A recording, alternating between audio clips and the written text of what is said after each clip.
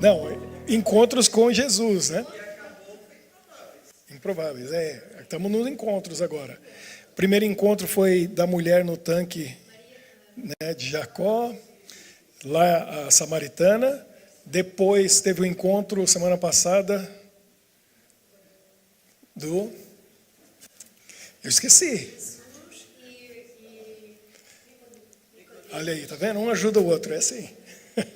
Nicodemos, o encontro de Nicodemos e Jesus.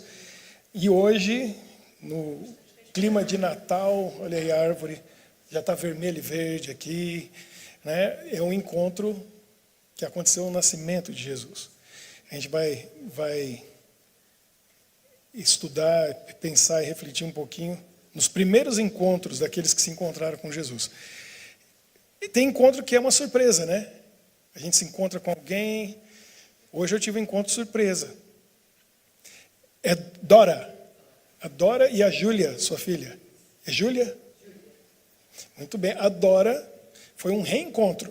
Só que o primeiro encontro eu não vou lembrar, porque eu era criança, né, Dora? Eu devia ter 7, 8 anos de idade.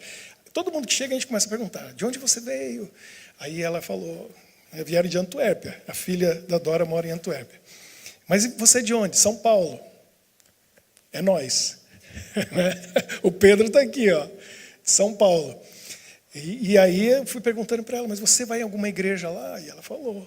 E eu vou perguntando, porque eu já sei que uma hora conheceu meus pais, quando eles eram bem jovens, né? E a Dora também era jovem, devia ter 20 e poucos anos. A gente está falando lá do começo dos anos 80, e eu e meus irmãos, a gente era pequenininho, né? Eu tinha 7, 8 anos, aí tem um irmão que é 3 anos mais novo, o outro era bebê, no colo da minha mãe. E a Dora conheceu meus pais. Olha que interessante o encontro, né? A gente vai se encontrar 40 anos depois, na Bélgica, em Bruxelas. Que mundo, né? Interessante. O encontro de hoje que a gente vai pensar um pouquinho são os primeiros encontros de Jesus aqui na Terra. Porque a gente vai pensar no nascimento de Jesus. E que coisa interessante deve ter sido para quem encontrou Jesus ali quando bebê, quando criança. Imaginando e sabendo quem ele era.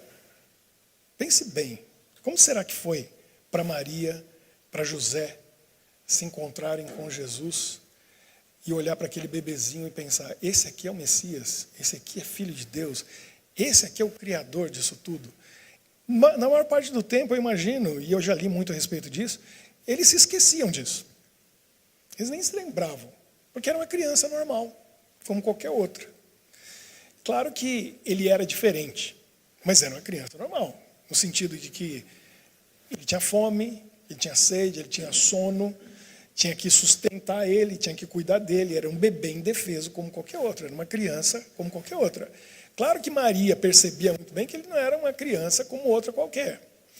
Muito diferente dos meus, né? Que quem já conviveu com os meus 15 minutos já percebe que de Jesus eles têm pouco. Porque são inquietos, são desobedientes, e estão tentando colocar no trilho, mas os meninos querem voar, e a gente quer pôr no trilho, aí não para, né? Porque eles são muito ativos. Jesus era uma criança obediente, era uma criança diferente, mas pensar que aquela criança era o Criador de tudo que há e existe, do universo, tem que ter muita fé. Tem que ter anjo mesmo aparecendo para Maria, aparecendo para José, para dizer, olha, essa criança não é uma criança normal, essa criança é o Filho de Deus, ele é o Messias. E aí a convicção vem, e os sinais vão vindo, né? E a pessoa vai percebendo. Porque realmente a gente fica pensando às vezes, será que precisava de mais fé para crer em Jesus lá naquele tempo, pessoalmente, mesmo ele fazendo milagres, ou hoje? A gente tem mais de 1 bilhão de cristãos no mundo. Temos toda a evidência, tem o texto bíblico, né? Tem a história toda. E a gente pensa, mas se eu estivesse lá, eu não ia duvidar. Eu ia olhar para Jesus e ver ele fazendo os milagres, multiplicando pães e peixes. Mas você olha para um homem, como você, com as mesmas necessidades que você tem, e você olha para aquele homem e pensar assim, esse é o Filho de Deus, esse aqui é o Criador. Demorou para os discípulos que estavam acompanhando ele por 3 anos e meio, demorou para alguns deles ali entenderem quem Jesus era realmente e aceitar aquilo. Eu acho que era mais difícil lá ter fé.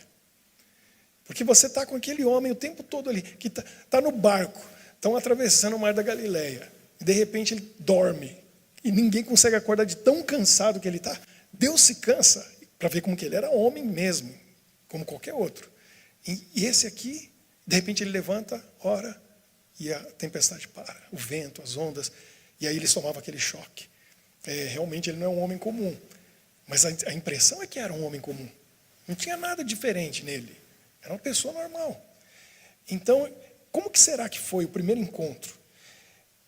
É interessante, porque os encontros que foram acontecendo foram trazendo para Maria e para José a convicção de que Jesus era realmente quem o anjo falou.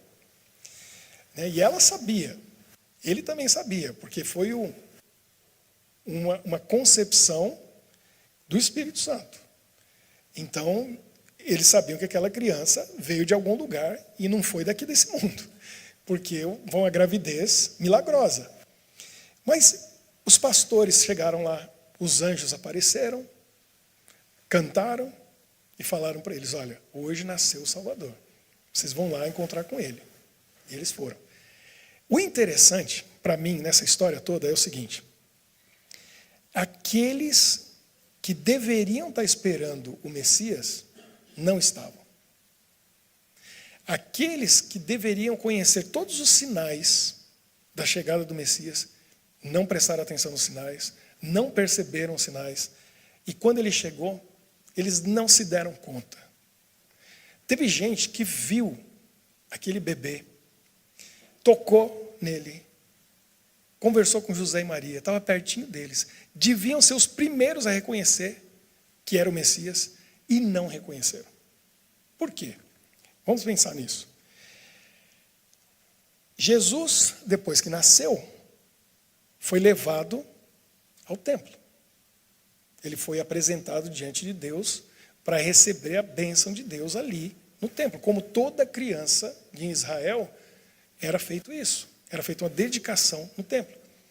O sacerdote estava no templo todos os dias fazendo um sacrifício de manhã, 9 horas da manhã, outro à tarde, 3 horas da tarde. O cordeirinho branquinho, inocente, puro, sem defeitos, de 1 ano, era sacrificado, representando o Messias que viria. O sacerdote estava acostumado a fazer aquilo há anos, e era uma tradição que já vinha há séculos. Tanto tempo esperando o Messias. De repente, chega o Messias. Para você ver o que a rotina faz com a nossa espiritualidade. Tem gente que vai à igreja todo final de semana. Tem gente que até ora todo dia, lê a Bíblia todo dia. E se vira um hábito, uma tradição, um costume, fica fazendo aquilo, sem pensar realmente no significado, sem colocar o coração naquilo, a gente corre o risco de estar fazendo um ritual sem sentido, sem significado. Quanta gente faz isso? Vai à igreja, acende uma vela, para diante de uma imagem, faz a sua penitência, faz a sua reza, mas não tem significado, porque não tem coração ali, é um hábito. A pessoa está habituada a fazer aquilo. Eu morei um tempo no Rio Grande do Sul, foi onde eu conheci a Michele. E eu morei num lugar muito católico, na Serra Gaúcha, no meio do pessoal italiano. E eu lembro que eu conheci um senhor que ele falou assim, olha só, dizendo que ele era um homem de fé, que ele rezava o terço várias vezes por dia, e ele estava contando quantas vezes, e ele já tinha milhares de vezes. Ele falou: meu sonho é terminar a minha jornada, ou seja, até eu morrer, antes de eu morrer, ter rezado o terço 1 milhão de vezes. Aí eu fico pensando, com que objetivo? Por que ele estava fazendo aquilo? E tem significado? Quer dizer, o coração está naquilo? Ou, de repente, você repete uma coisa tantas vezes, que ela perde o sentido, perde o significado e fica só um ritual. O sacerdote estava acostumado a fazer aquilo todo dia, ele não pensava mais. Virou uma profissão, virou é a minha vida, é um hábito, né? E virou um profissional. Ele não estava com o coração naquilo. Tanto é que era ele que devia ter sido a pessoa que ia dizer o seguinte: olhou para José e Maria chegando, o bebê. E se ele tivesse em conexão com Deus, o que você acha que ia acontecer naquele momento? O Espírito Santo ia falar para ele, ia dizer para ele, esse bebê entrando aqui no templo não é um bebê normal. E ele ia ser o primeiro. A gente espera isso de um homem espiritual, que é o sacerdote que está no templo o tempo todo conectado com Deus. Mas não estava conectado com Deus. Por que não estava? Vou entrar num ponto aqui bem interessante, porque, olha só, quando existe corrupção, o Espírito de Deus vai embora. E eu quero mostrar esse lado para vocês do que estava acontecendo em Israel naquele tempo. Tem um site, deixa eu ver aqui o nome, para vocês saberem que é sério o negócio, que ele mostra o índice perceptivo da corrupção no mundo. Então, nesse site, eles fazem os cálculos, todo ano aparece a lista dos países do mundo, colocados de 1º a 180 países do mundo, o índice de corrupção. Quem que você acha que é o país menos corrupto do mundo? Quem que é o mais corrupto do mundo? Que pelo menos continente que está. É interessante, não é? Olha, eu coloquei alguns aqui que são interessantes para a gente. Sabe qual é o país menos corrupto do mundo? Número 1, menos corrupção. Está perto daqui. Está por aí. Então, tinha um programa no Brasil, quando eu era mais novo, chamado Sai de Baixo. Alguém lembra do Sai de Baixo? E tinha um cara loiro assim, ó, que ele detestava pobre. Lembra disso? Ele detesta o pobre. Domingo, na laje, né, com aquela farofada, o frango assado, aquela tia gorda que chega com, ele falava, né, com cajuzinho. Aí falava, olha para mim, eu sou um loiro, o que ele falava? Lembra? Dinamarquês. Eu sou um loiro dinamarquês. Tem razão de falar da Dinamarca, né? É outro nível. É o primeiro. O Kaiser está certo. Dinamarca. O país menos corrupto do mundo. Eu morei no Japão 2 anos e eu sei que algumas coisas do Japão estão no topo. Por exemplo, o Japão está entre os 5 países menos violentos do mundo. Não tem crime. Não tem roubo, não tem assassinato, não tem. Está entre os 5 países mais seguros do mundo. E morando lá, eu descobri algumas coisas, que começou a ter furto, roubo, depois que os brasileiros foram para lá. Para trabalhar nas fábricas e tal. E eu vi até notícia na TV, uma série de coisas. Tem alguns países que a gente olha assim e já sabe. Ó, alguém falou aí, a Finlândia. Finlândia é o segundo.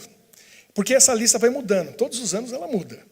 Então, nesse ano, 23, tá, primeiro, Dinamarca, segundo, Finlândia, terceiro. Visitei esse país aqui. É ruim para brasileiro visitar, porque está do outro lado do mundo. Você olha no mapa assim, você fala, esse é o último. Nova Zelândia. Nova Zelândia é o terceiro país menos corrupto. A impressão que eu tive na Nova Zelândia, quando eu e minha esposa estivemos lá, que a gente estava no Japão, né? Então estava relativamente perto. Não é tão perto assim. Que a distância do Japão na Nova Zelândia é mais ou menos do Canadá na Argentina. Então não é perto. Mas para o Brasil, está bem mais perto, né, do que do Brasil para lá, que são 2 voos enormes. A impressão que eu tive assim, que é país de aposentado. Tranquilidade. 8 horas da noite na rua, nas cidades grandes, já não tem ninguém. Por isso que virou o país dos X Games. Então eles têm lá skydiving, todas aquelas coisas. A Red Bull vai lá e faz aqueles eventos para atrair os jovens e dizer, aqui tem vida nesse país. Porque a impressão que dá é que só tem pessoal aposentado, bem tranquilo. Olha só. Bélgica. Que lugar que está a Bélgica na lista dos países com corrupção? De 1 a 180. O Kaiser já estudou a lista, ele falou 15º. 16º. 16º. Junto com o Japão e o Uruguai. Olha só, Uruguai. Uruguai dizem que é o país mais desenvolvido da América Latina e o mais de qualidade de vida mais elevado na América Latina. E, ao mesmo tempo, olha que interessante o Uruguai. Eu estive lá quando tem 11 anos, porque Michele me levou para lá quando eu fui completar 40 anos de idade, então eu nunca vou esquecer. Falou, seu presente, você sempre quis conhecer o Uruguai, vai fazer 40 anos, ela me levou para lá. Pertinho da casa dos pais dela, né? Pertinho relativo, Rio Grande do Sul, né? Ali do lado. E é interessante que é o país mais ateu das Américas. O índice de ateísmo é muito alto. Não sei se tem uma coisa a ver com a outra. Mas olha só que interessante. Um país ateu, onde o nível de corrupção está empatado com a Bélgica e com o Japão. Os Estados Unidos, que lugar que está aí na lista de 1 a 180? Está um pouquinho para frente. Estou aumentando os números, né? 24º. Então não está tão bom. Não está entre os 10 melhores, mas também não está lá para o fim da linha, né? Portugal. E aí? A portuguesa está aqui. E aí, fala para mim. Portugal.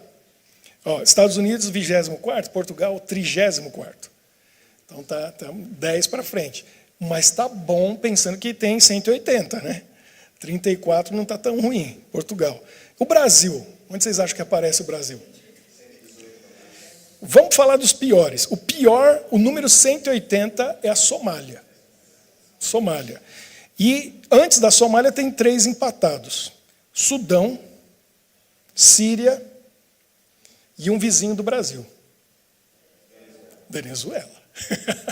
O pessoal está ligado, estou entendendo de política, de economia e de tudo mais. Deixei o Brasil por último, né? O Brasil, olha, 180, metade do caminho seria 90, né? Será que está na primeira metade ou na segunda metade? Na segunda metade? 104. Um pouco depois da segunda metade. O Brasil está com um nível de corrupção muito... Olha só, tudo isso para dizer para vocês o seguinte. Israel. Onde que aparece Israel aí nessa lista? Perto dos Estados Unidos, de Portugal, da Bélgica, entre os 10 menos corruptos. Onde que vocês acham que Israel está hoje? Quem que arrisca dizer? Israel, hoje? Quem que diz aí? Quem que arrisca dizer? Perto de qual? 30. O caso ele leu a lista. 33. 33. Ele está errando por 1, 2, né? Está bem ali. Ele falou 30. 33. Então, está um pouquinho depois dos Estados Unidos, do lado de Portugal. No tempo de Jesus, a corrupção, se fosse a lista no tempo de Jesus, Israel estava lá no 150, 160, para lá. Está cheio de judeu no Brasil, meu avô era judeu. Então, mas Israel hoje não é um país corrupto, se a gente for pensar. Está bem perto dos melhores países. Mas na época de Jesus, a corrupção, primeiro a gente começa a ver as profissões. Jesus chamou um que incomodou todos os outros, que foi Mateus. E a gente vai ler o texto de Mateus aqui. Foi uma transformação de vida, Mateus. Mateus era o quê? O que ele fazia? Então, a corrupção do cobrador de impostos era gigantesca. Primeiro, ele era considerado um traidor, porque os romanos, não era brincadeira, né? Em vez de colocar um romano para cobrar os impostos, não, ele colocava um judeu, do povo deles, que falava a língua, que conhecia os costumes, a cultura, para ir lá cobrar os impostos exorbitantes de um país que dominou e ir mandando dinheiro para Roma. O judeu odiava o coletor de impostos. Agora, a gente sabe pelo texto bíblico que o coletor de impostos era odiado não só porque fazia isso, mas porque ele fazia o quê? Embolsava um extra. A prova é Zaqueu. E para ter uma ideia como Zaqueu era rico e como ele sabia o que estava fazendo era errado, que ele era corrupto, era o quê? Na hora que ele se converteu, o que ele fez? Metade eu vou dar para os pobres. E de quem eu roubei, eu vou devolver 4 vezes mais. Você acha que ele deu tudo e a família dele ficou sem nada? Não, ele ainda tinha muito. Mas ele foi capaz de dar metade para os pobres, deu 4 vezes mais de quem ele roubou, e ainda continuou com muita coisa. Então, imagina o quanto que o coletor de imposto roubava. Os romanos deviam dizer para eles assim, olha, você vai tirar essa parte, tantos por cento é de Roma, e você tira o que você quiser para você. Dava liberdade para eles. E eles foram ganhando confiança, porque tinha o exército romano defendendo eles, o trabalho deles. Então, a corrupção era muito grande. Agora, a corrupção não estava só nessa parte, na parte política, estava na parte religiosa. Os sacerdotes eram corruptos. E o sumo sacerdote, mais ainda. Então, quando entra a corrupção, o Espírito de Deus vai embora. Porque além de crime, é o pecado instalado. Jesus contou uma parábola, que não era uma parábola, era uma história verdadeira, de um samaritano que atendeu um judeu ferido, na estrada entre Jericó e Jerusalém. Quem que foi o primeiro que passou ali, olhou assim, ó, falou, não é comigo. Quem que foi? Lembra da parábola, da história? Quem que passou? O sacerdote. Passou um levita que trabalhava no templo. Os levitas trabalhavam no templo, passou um sacerdote. E o sacerdote falou, não tem nada a ver comigo. Pensa bem. Ele é pago, é o trabalho dele, para cuidar da vida espiritual do povo. E é aquele que despreza aquele que está em necessidade. Eles eram corruptos. Tão corruptos que Jesus teve que fazer o quê? 2 vezes. Uma no começo do ministério dele e outra no final. O que ele fez no templo? A purificação do templo, que foi virar as mesas e tirar os cambistas dali. Era um comércio tremendo dentro da igreja, dentro do templo. Eles tinham a moeda do templo. Então vinha gente, judeus de várias regiões com moedas diferentes e tinha que trocar o dinheiro o dinheiro que eles tivessem pelo dinheiro do templo. E ali eles já saíam ganhando. Já tinha uma porcentagem que ia para os sacerdotes e o pessoal que cuidava do templo. Então eles faziam o câmbio do jeito que eles queriam. Então era uma corrupção ali dentro. Agora, o cúmulo da corrupção, a gente entende quando a gente vê no julgamento de Jesus. Porque Jesus foi julgado, foi levado diante do... Vou falar errado, quero ver quem vai perceber. Foi levado diante do sumo sacerdote. O sumo sacerdote é o líder espiritual máximo em Israel. Quem que era o sumo sacerdote no tempo de Jesus? Quem que lembra? O nome aparece várias vezes no julgamento de Jesus, nos últimos momentos dele. Quem que era o sumo sacerdote? O nome aparece. Casa que sabe tudo? Vamos ver. Lembra, Casa? Como que era o nome do sumo sacerdote? Anás. Alguém falou. Só que aí, muito bem. Agora tem um problema, a corrupção a gente vai entender agora.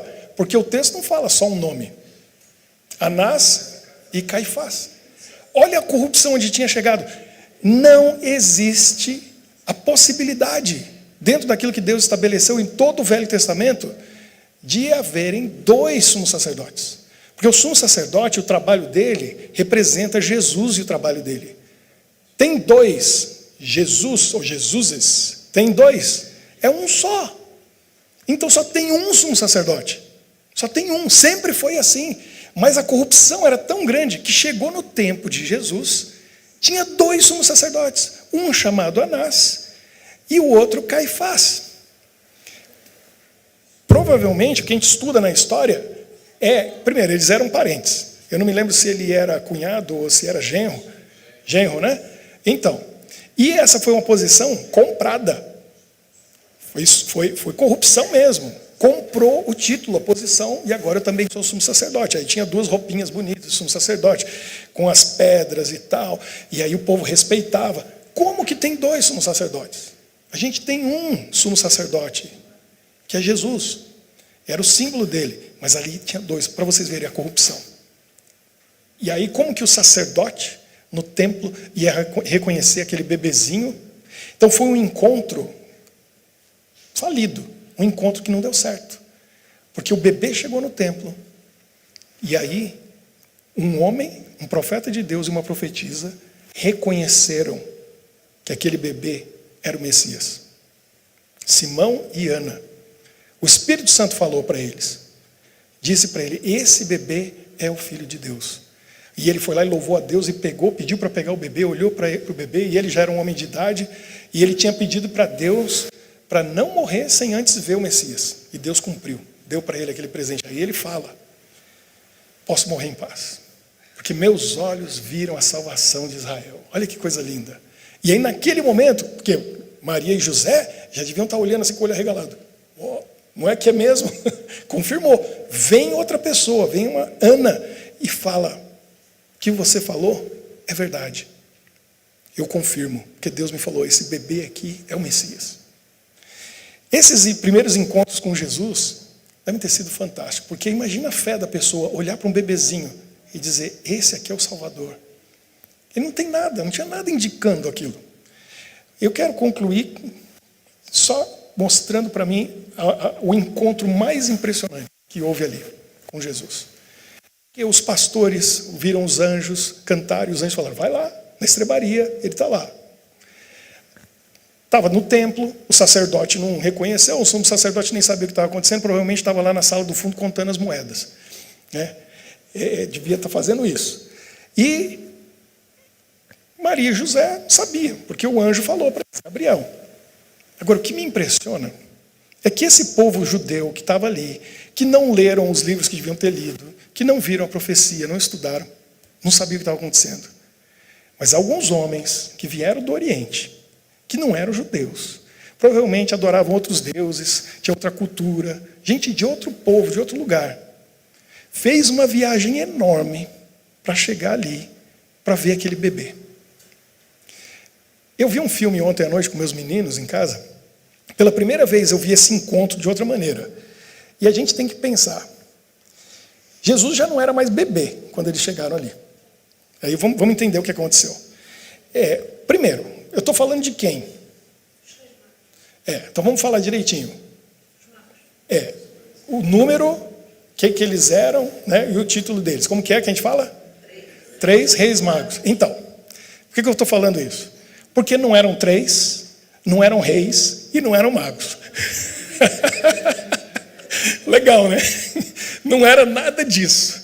Tem um manuscrito que foi encontrado do 2º século. Provavelmente, o pessoal que estuda isso chegou à conclusão de que pode ter sido escrito pelos filhos dos reis magos, descrevendo esse encontro, o que aconteceu. E eles dizem ali, faz todo sentido, que não eram 3. Segundo o relato do 2º século, é que eram provavelmente 12. Agora, pergunta fácil, hein? É fácil. Por que a tradição diz que eram 3? É muito simples. Por que surgiu a ideia? Eram 3? Por causa dos 3 presentes. Porque, claro, ouro, incenso e mirra. 3 presentes, então eram 3 magos, cada um levou um presente. Não, não era isso. Aqueles presentes eram uma fortuna. Era muito dinheiro, valia tudo aquilo ali. E foi um presente que eles escolheram para representar a caravana que veio.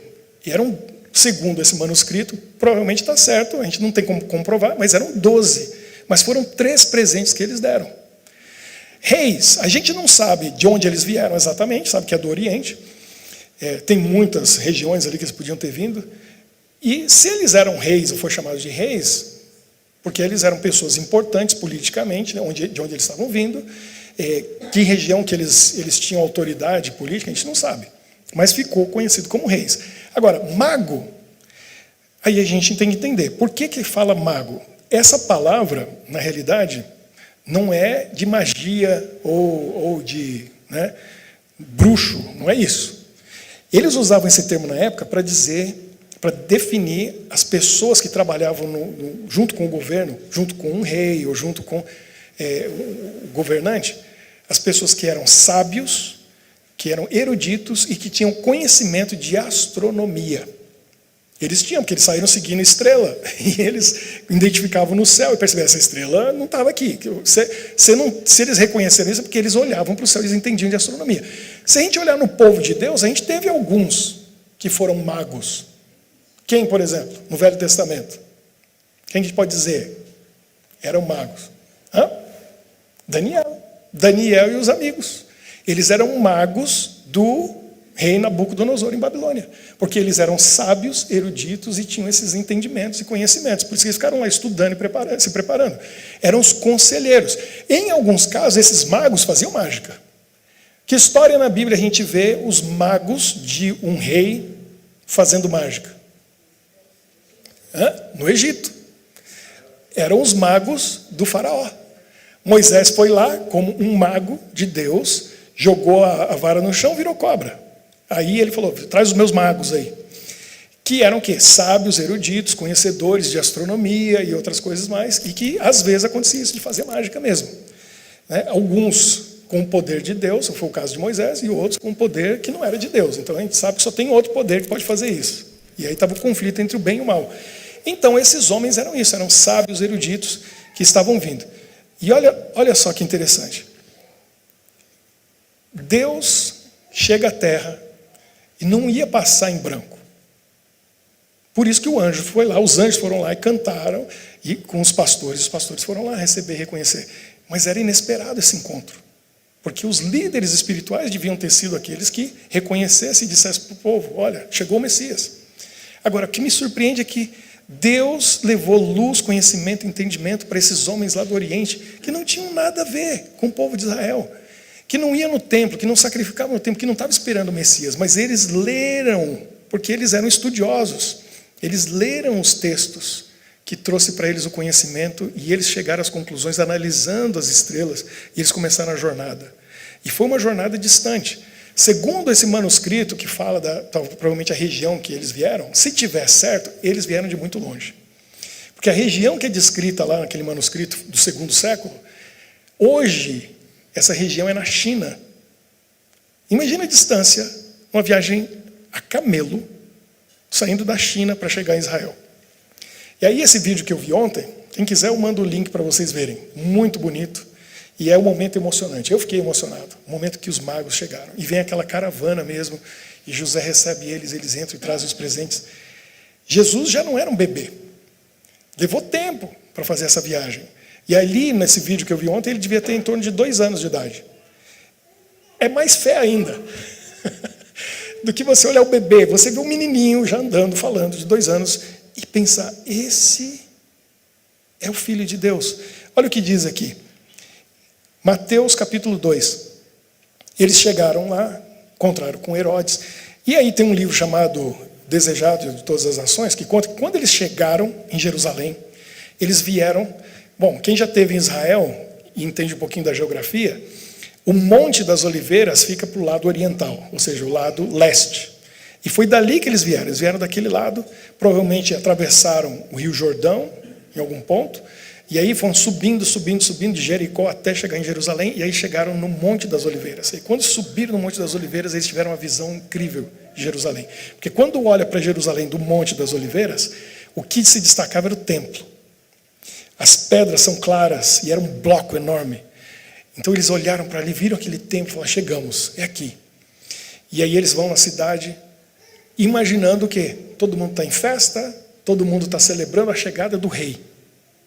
Não, ninguém sabia o que estava acontecendo. Ninguém sabia. São levados, porque eles eram importantíssimos, homens ricos, são levados para o rei Herodes. Eles chegam lá, começam a conversar e eles se dão conta. Ninguém sabe o que está acontecendo. Aí chamam os entendidos, né, os magos do rei Herodes. Chamaram lá os sábios, começaram a olhar os rolos. Onde que tinha que nascer esse rei aí? Belém. Aí já deu o endereço. E eles falaram, a gente vai para Belém. E aí Herodes fala, quando vocês acharem esse menino, me comunica para eu ir lá adorar ele também. Só que não, né? E aí eles foram. Quando eles vão, está aqui. Mateus 2, verso 9. Depois de ouvirem o rei, eles seguiram o seu caminho, e a estrela que tinham visto levantar-se foi adiante deles, até que finalmente parou sobre o lugar onde estava o menino. A estrela levou eles até onde hoje é Israel. Depois ela sumiu. Eles tentaram localizar. Aí descobriram que era Belém. Foram no rumo de Belém e a estrela apareceu de novo. E eles ficaram felizes. Olha o que diz aqui. Quando tornaram a ver a estrela, encheram-se de júbilo. Que agora a gente não erra mais o caminho. A estrela vai guiar a gente. Ao entraram na casa, viram um menino com Maria, a sua mãe. Prostraram-se e o adoraram. Isso me impressiona. Essa frase. Viram o menino com a mãe Maria. É muita fé. É muita fé. Olharam para aquela criança, confiaram na estrela, a estrela guiou até ali. Eles sabiam quem era. Eles não eram judeus. Eles não eram do povo que estava esperando o Messias. Eles vieram de muito longe. Olha a fé que eles tinham. Fizeram uma viagem enorme. Que hoje em dia é fácil a gente viajar para longe.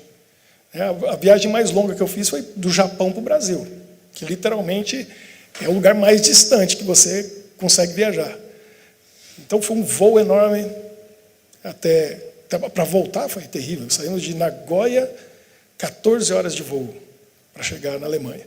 Aí esperamos 8 horas para fazer a conexão. Depois mais 11 horas até chegar no Brasil. Aí de São Paulo ainda tivemos que esperar um tempão no aeroporto para chegar em Porto Alegre ainda. Foram 2 dias de viagem. Foi ruim? Dá para reclamar. Tem comida, com assento apertado, mas é confortável. Tem banheiro a hora que quiser. Né? Foi difícil para dormir? Foi. Tá, mas criou algum trauma? Não. Tranquilo. Né? A gente faz a viagem. Imagina o que é em cima de um camelo, dia e noite, fazendo tenda, no meio do deserto, no meio de não sei aonde, e você vai viajando dias, semanas, meses.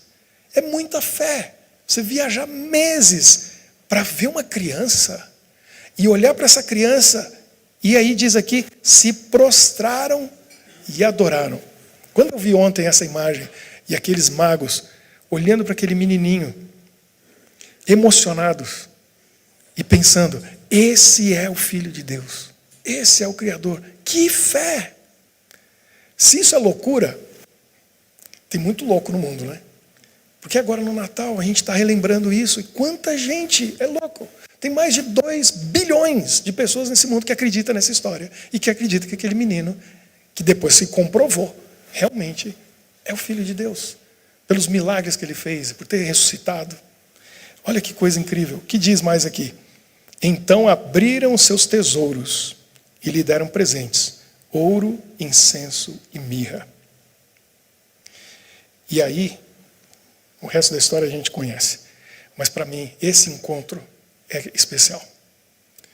Os outros que podiam ter tido esse encontro perderam a oportunidade e a chance. O sacerdote, os sumos sacerdotes, que não devia ter 2, e todo aquele pessoal que viu aquele bebê passando com aquele casal, que não perceberam, que não entenderam, que não viram, na realidade, o que eles estavam vendo, que não era uma criança normal.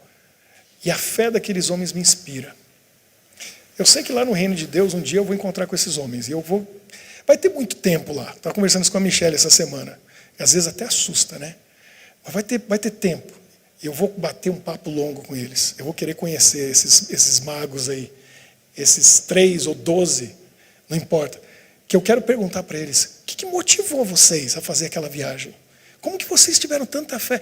O que vocês sentiram quando viram aquele menino? E vocês se ajoelharam, curvaram e adoraram, sabendo, esse aqui é o Criador de tudo isso aqui. Eles eram conhecedores da astronomia. Também tinha astrologia já na época, né? Porque ela começou lá na Babilônia, na Mesopotâmia. E vocês estudavam as estrelas e viram tudo aquilo e pensar que as estrelas que vocês olhavam, não tinha telescópio como a gente tem hoje, né? Aquelas estrelas todas, quem fez foi aquele menino. Por isso que eles estavam se curvando e adorando ele. Porque ele era o Criador de tudo isso. Que fé. O que eu espero para você e para mim é uma fé como essa.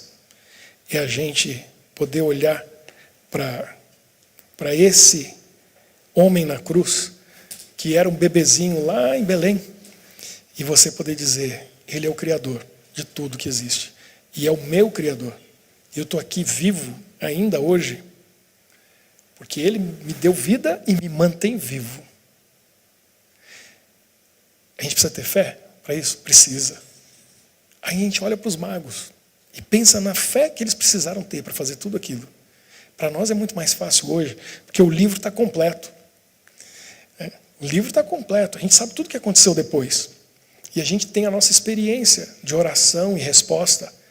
Se você não tem fé, você precisa pensar em 3 coisas. E eu deixo essa dica para você. Se a sua fé precisa crescer para você chegar na fé dos magos, dos 3 reis magos, é só um título, né? Porque não era 3, não era rei, não era mago. Mas vamos falar assim. Você precisa entender uma coisa. Esse livro é confiável. Por 3 motivos. Primeiro, por causa das profecias. Você estuda a profecia e você vê que Deus revela o futuro, tem um Deus que sabe tudo e pode tudo. Aí a minha fé cresce. Aí eu confio. Então, as profecias.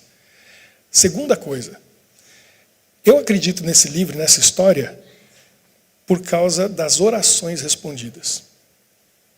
Eu oro muito, todo dia, e Deus responde as minhas orações. Então, tem gente que fala, é o universo, Esse universo é muito legal, porque ele está ouvindo o que eu estou falando e está me atendendo. E às vezes até milagre acontece. Não, é aqui, ó, a história que vem desse livro. Então eu creio nas profecias, eu estudo elas e eu vejo que Deus tem poder. Eu oro e Deus me responde. Terceiro, as vidas transformadas. E a primeira vida que eu vejo transformada é a minha. Aí eu não tenho como negar. Porque tem coisa que eu não consigo mudar em mim mesmo. E a palavra de Deus diz assim, né, que o leopardo não consegue mudar suas manchas. O etíope não consegue mudar a cor da sua pele. Mas Deus apaga os nossos pecados. E Ele transforma a nossa vida. Então, quando eu olho para mim no espelho e penso, anos atrás, meses atrás, semanas atrás, e eu vejo que Deus está me transformando e eu estou tornando uma pessoa melhor, porque eu oro, eu busco, eu peço, Ele me atende, é evidência. E aí eu creio. Então, hoje, a gente tem que pensar, 2025, eu quero ter mais fé, mais confiança em Deus. O que eu tenho que fazer? Estuda a Bíblia, estuda a palavra de Deus, veja as profecias, ore mais, para dar chance para Deus responder as suas orações, e aí você vai ver sua fé crescendo. E veja a vida das pessoas, os testemunhos, a vida das pessoas transformadas, e deixe Deus transformar a sua vida. Eu sou pastor há 28 anos. Nasci na casa de um pastor. Estudei esse livro a vida toda. E fiz uma faculdade de teologia e um mestrado. E às vezes eu tenho dúvida. Porque dúvida é uma tentação do inimigo. Só que quando a dúvida vem, e eu fico pensando, será? Deus fala para mim, Ricardo, olha para a tua vida. Aí a dúvida vai embora. Ele fala para mim, olha a obra que eu estou fazendo no seu coração. Olha a transformação que eu estou fazendo na sua vida. E aí a maior evidência que eu tenho é que está mais perto. Eu não preciso ir longe, está aqui pertinho. Eu olho para mim e falo assim, o Senhor realmente está me transformando, está me mudando. Então não tem como duvidar. É isso que a gente precisa, ter evidência bem pertinho. Que aí se você tem essa evidência pertinho, você olha no espelho e fala assim, Deus está fazendo uma obra na minha vida. Aí você não tem como ter dúvida. E a sua fé vai ser forte como a dos magos. Vamos fazer a nossa oração. E como é costume, quero que vocês venham aqui para a gente fazer um círculo nesse espaço aqui na frente, para nós orarmos e pedirmos a bênção de Deus por todos nós. Então todo mundo está convidado, tem espaço para todo mundo pode vir aqui. Só cuidado com o fio para não tropeçar, que senão a gente cai. Vem aqui pertinho. Luísa, vem aqui. Quem mais? Vem aqui para a gente fechar o círculo. Isso. Só deixa um espacinho aqui no meio. Mas aqui, ó. Pode vir por aqui. Todo mundo está convidado. Só vem quem quer a bênção, né? Quem já tem bênção demais não precisa. Mas eu duvido que vai querer sair daqui sem bênção, né? A gente precisa da bênção. Ó, tem mais gente chegando. Quem quiser vir, pode vir. É o momento da gente orar e pedir a bênção de Deus. Querido Deus, muito obrigado pela história do Natal que nos impressiona e nos faz refletir sobre a nossa vida, que foi salva por Jesus. Por esse Deus que podia ter vindo, como diz a Bíblia, numa carruagem de fogo, podia ter descido com os anjos em glória, mas Ele preferiu e escolheu vir aqui como um de nós, indefeso, pobre, numa manjedoura, um bebê, para passar por tudo que a gente passa, sentindo frio, calor, fome, sede, sono, cansaço, sendo traído, sendo mal interpretado, mal entendido, para a gente poder viver para sempre. Obrigado.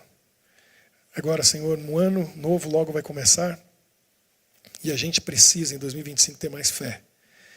E esse encontro dos magos com Jesus nos mostra um exemplo de uma fé grandiosa, poderosa, daqueles homens que viajaram por meses, passando pelos caminhos difíceis, aquela jornada que parecia sem fim, para encontrar uma criança pequenininha, se ajoelhar diante dele, se prostrar e adorar, porque eles tinham fé, eles criam naquilo que eles leram, aquilo que eles estudaram, e sabiam, mesmo sem um anjo falando com eles, que aquele menininho era o Filho de Deus.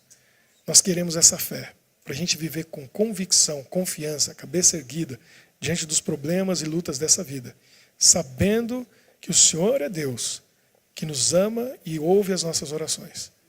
Colocamos a nossa vida nas tuas mãos, cada um de nós, e vamos sair daqui hoje cheios do teu espírito, do teu poder, do teu amor para compartilhar com outros, com a certeza que 2025 vai ser um ano muito especial, que vai ser um ano que nossa fé vai estar realmente forte, grande, e a gente vai ousar orar e pedir por coisas que antes a gente não tinha coragem, porque nós cremos na transformação que o Senhor faz na nossa vida, acreditamos que o Senhor nos ouve, e nós nos lembramos daquele menininho, que se tivesse aqui, Pai, a gente ia se curvar, prostrar e adorá-lo, porque o Senhor nos dá essa fé. E é por isso que hoje podíamos estar em outro lugar fazendo outra coisa, mas o Teu Espírito nos trouxe aqui para ouvir essa palavra e louvarmos o Teu nome. Por isso, Pai, nos dê a Tua bênção e que a gente saia daqui com confiança e fé. No nome de Jesus nós oramos. Amém. Que Deus abençoe todos vocês.